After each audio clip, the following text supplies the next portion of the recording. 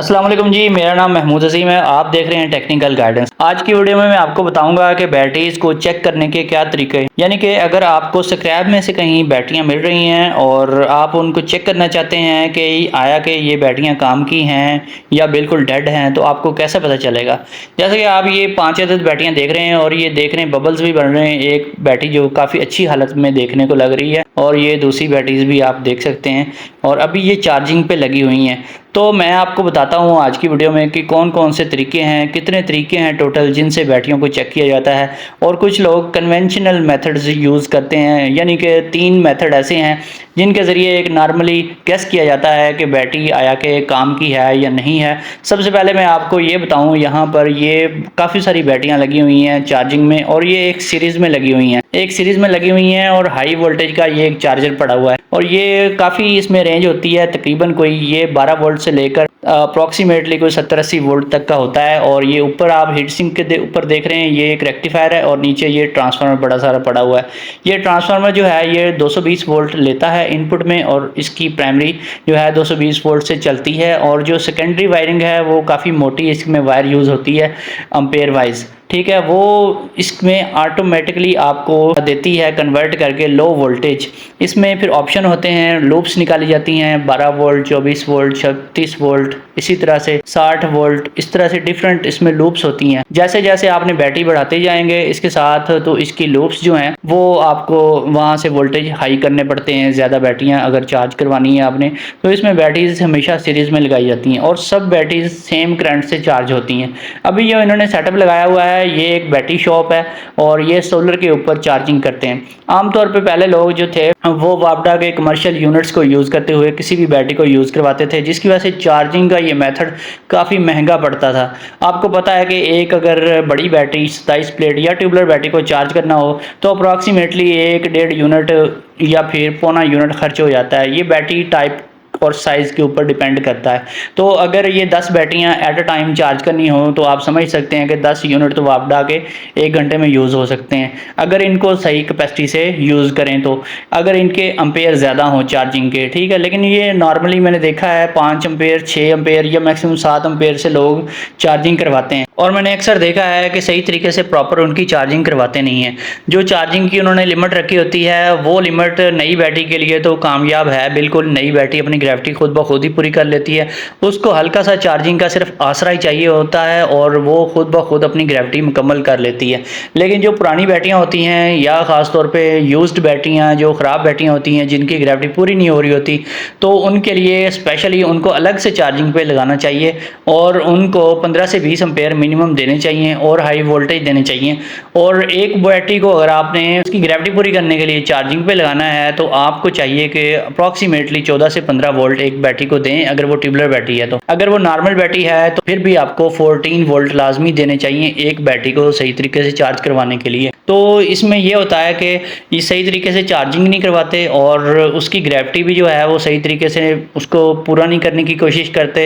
और इसके अलावा जो रवायती मैंने आपको बताए हैं 3 तरीके यूज़ किए जाते हैं बैटरी को टेस्ट करने के। वो एक तो तरीका ये है कि कुछ लोग क्या करते हैं सिर्फ ग्रेविटी टेस्ट करते हैं हाइड्रोमीटर की मदद से और देख लेते हैं कि बैटरी पुरानी जो है ये ख़राब है सही है और इसी बुनियाद पर फैसला कर लेते हैं कि उसकी ग्रेविटी ठीक है या नहीं सही। तो ये जो बैटरियाँ मैंने 5 अदद परचेज़ की हैं, आपको इनकी स्टोरी बताता हूँ पहले कि ये जो बैटरियाँ हैं मैंने इनकी ग्रेविटी भी टेस्ट की है। हर बैटरी के तमाम सेल्स की मैंने ग्रेविटी चेक की है और सब सेल्स की ग्रेविटी जो है वो अप्रॉक्सीमेटली जिसे लोकल लैंग्वेज में 1200 बोला जाता है, जो कि स्पेसिफिक ग्रेविटी होती है 1.200।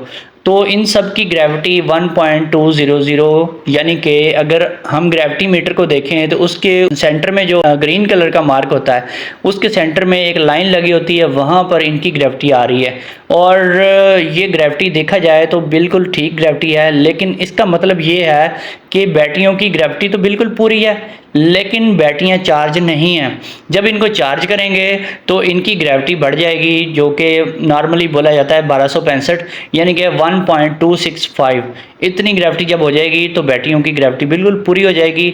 तो इसको पूरा किस तरीके से करना है और लोग जो हैं क्यों बैटरियों को फेंक देते हैं स्क्रैप में, उनको पता कैसे नहीं चलता कि हमारी बैटरियां सही हैं या ख़राब हैं। बहुत सारे लोग यही मिस्टेक करते हैं और बताने वाले भी सही नहीं बताते क्योंकि उनको पता ही नहीं होता कि बैटरी सही है या नहीं सही। वो कहते हैं जी 4 बैटरियाँ किसी सिस्टम में लगी हुई हैं, वो कहते हैं सारी सेम टाइम में इनको सारी बैटरियाँ बदल दें और फिर आपका सिस्टम सही हो जाएगा। सही तो हो जाएगा, लेकिन ये तो सोचें ना, अगर एक बैटरी ख़राब है तो एक ही एट अ टाइम आप चेंज करें। अगर बाकी बैटरियाँ उनकी ग्रेविटी बिल्कुल ठीक है तो उनको चेंज करने की कोई ज़रूरत नहीं है। अगर वो वीक हो गई हैं वाकई तो फिर उनको चेंज करने की ज़रूरत है। तो ये कैसे पता चलेगा? मैंने जैसे कि बताया, एक तो ग्रेविटी वाला मेथड है जो कि एक कन्वेंशनल मेथड है। अब ये जो बैटरियां हैं इनकी ग्रेविटी भी बिल्कुल ठीक लग रही है नॉर्मली, लेकिन इनमें से एक बैटरी ख़राब है।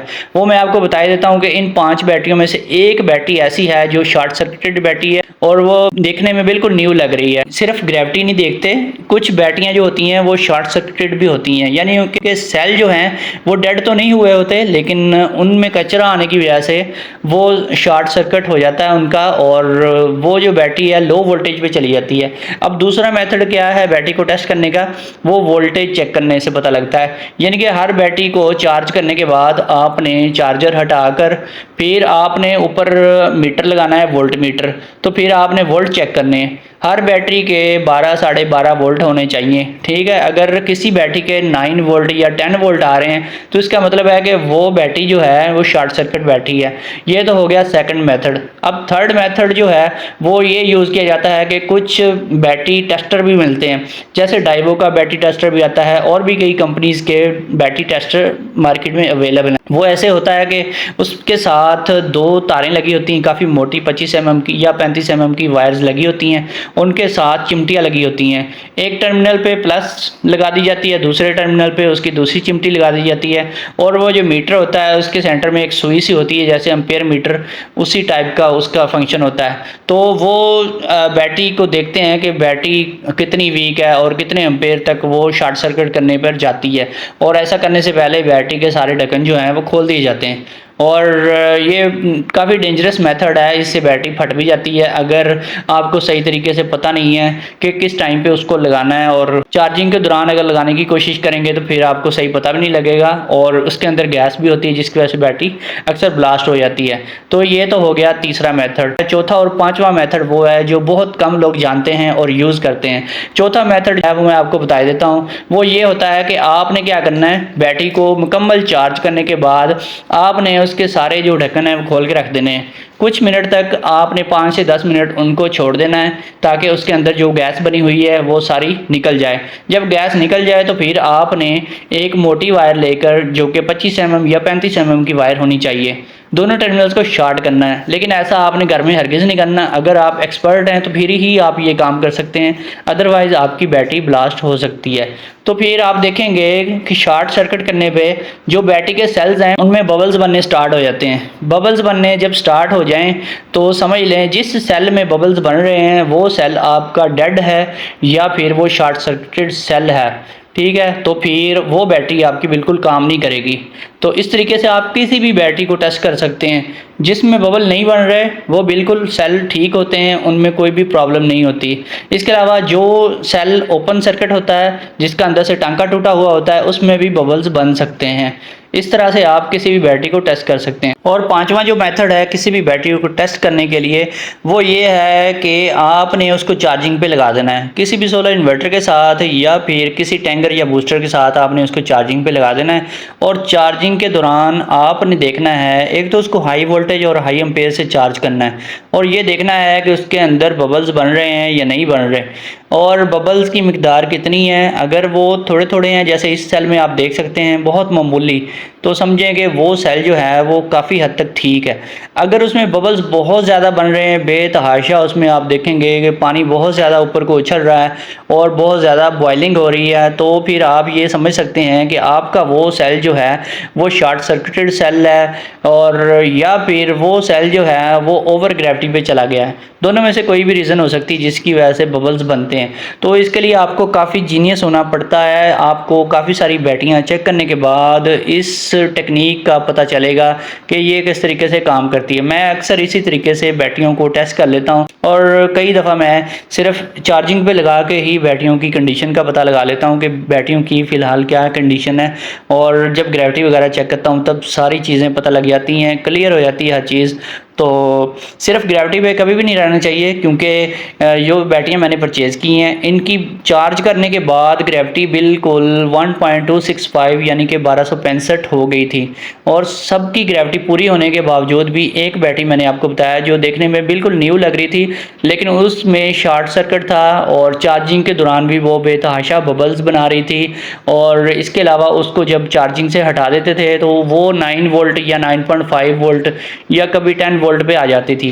तो इस तरह जब कोई भी बैटरी चार्ज करने के बाद कम वोल्टेज पे आ जाए और उसकी ग्रेविटी भी पूरी हो, तो उसका मतलब ये है कि उसके सेल्स जो हैं उनमें काफ़ी सारा कचरा चला गया है, जो कि प्लेट्स ही अंदर से टूट फूट के उनका कचरा बनता रहता है और प्लेट्स को आपस में शॉर्ट सर्किट कर देती हैं। तो ये जो कचरा है ये बैटरी को शॉर्ट करता है, जिसकी वजह से ऐसी बैटरी जब किसी भी पावर बैंक में लगी होगी, 4 बैटरियों की सीरीज़ में लगी होगी, तो चारों बैटरियां आपको बैकअप बिल्कुल नहीं देंगी, काम बिल्कुल नहीं करेंगी। आप सोचेंगे कि मेरी चारों बैटरियां फ़ारग हो गई हैं। अब इन चारों बैटरियों को मैंने क्या किया, इनमें मैंने मिक्सचर जो एसिड का बनाया जाता है वो भी डाला है और इनकी ग्रेविटी भी पूरी की है और उनको चार्ज भी अच्छे तरीके से मैंने किया है। और इनकी जब ग्रेविटी पूरी होगी तो मुझे अच्छा बैकअप मिलने लग गया। दोस्तों इस तरीके से आप किसी भी बैटरी को दोबारा से रीन्यू कर सकते हैं अगर वो इस काबिल हो तो दोस्तों फिर मैं कोशिश करूंगा नेक्स्ट भी वीडियोस बनाऊंगा और मज़ीद काफ़ी सारी बैटरीज भी परचेज़ करूंगा। पहले भी मैं करता रहता हूं, लेकिन अभी मैंने एक वीडियो बनाई थी तो आप लोगों को काफ़ी पसंद आई, तो मैंने सोचा इसके ऊपर मज़ीद एक वीडियो बना दूँ। तो नेक्स्ट भी मैंने परचेजिंग करनी है और करता रहता हूँ। स्क्रैप में से अक्सर मैं बैटरीज नई बैटरीज उठा लेता हूँ। तो इंशाल्लाह नेक्स्ट में वीडियो बनाऊंगा और तरीक़ाकार मज़ीद भी आपको बताऊंगा कि किस तरीके से आप भी सस्ती बैटरियां परचेज़ कर सकते हैं। 14,000 की एक बैटरी स्क्रैप में आजकल मिल जाती है। दोस्तों फिर मिलेंगे नेक्स्ट वीडियो में। ओके, अल्लाह हाफिज़।